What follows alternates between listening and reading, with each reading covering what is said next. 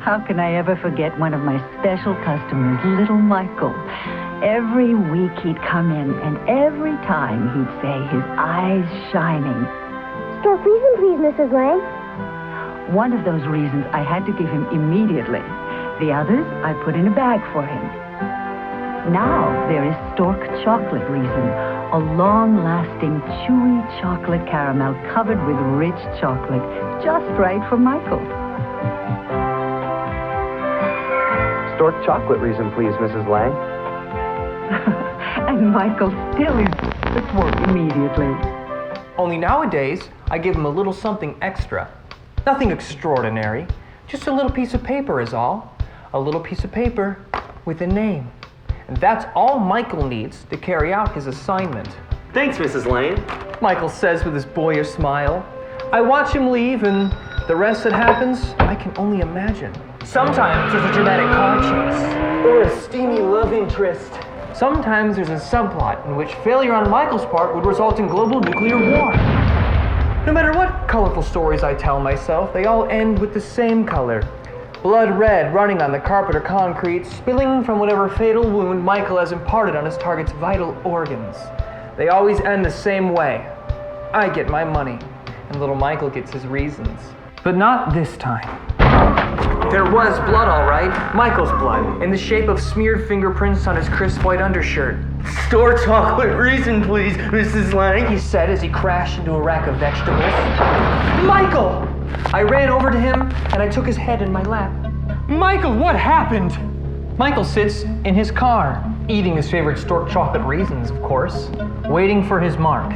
10:35 p.m. Melissa Gilmore pulls her red sports car into the drive.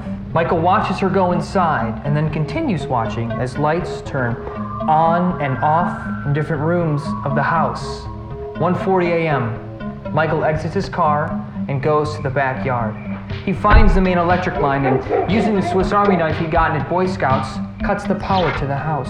No lights, no alarms, and no witnesses. That was Michael's rule. It always bothered me a little, and whenever I told my own stories, I never let Michael kill innocent bystanders. It was supposed to be easy. He keeps telling me. It was supposed to be easy. Using another attachment on the modified Swiss Army knife, Michael unlocks the back door and quietly slips inside. He goes to the bedroom where he'd remember seeing the last light turn off.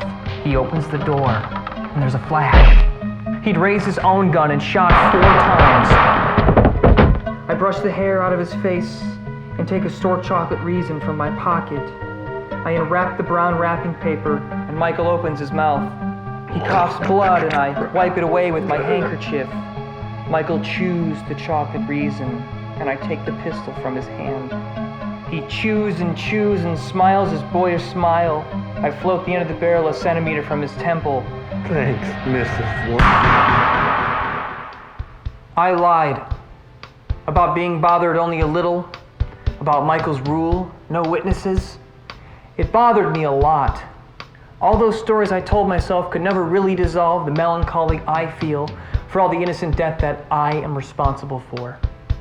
Michael may have pulled the trigger, but I gave him a reason. Stork Chocolate Riesen, the everlasting chocolate chew.